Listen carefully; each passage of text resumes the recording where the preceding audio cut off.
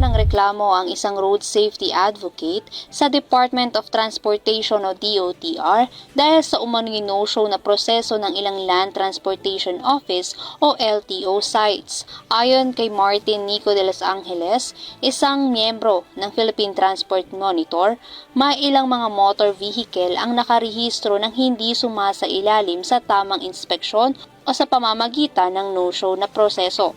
Ang prosesong ito'y tumutukoy sa mga fixer na nakikipagsabwatan umano sa mga tauhan ng LTO upang irehistro ang mga sasakyan hindi nakapasa sa PMVIC inspection at PETC emission test o mandatory visual inspection na isinasagawa ng autorisadong LTO inspectors. Ilan sa mga sangkot sa gawain ito ang hindi bababa sa 18 opisina ng LTO sa National Capital Region o NCR, Region 1, 3 at 5 ayon yan kay De Los Angeles.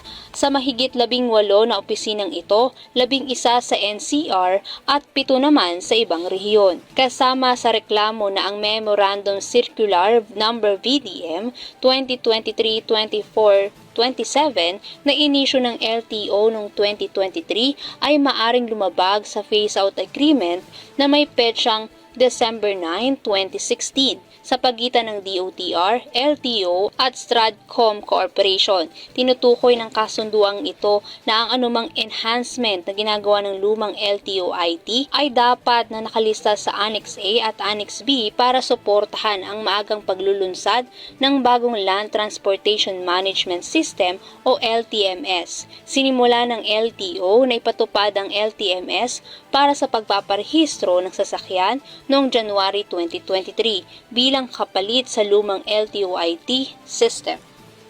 Para sa EuroTV News, ako si Abby Cacayon, sumasaludo sa bawat Pilipino.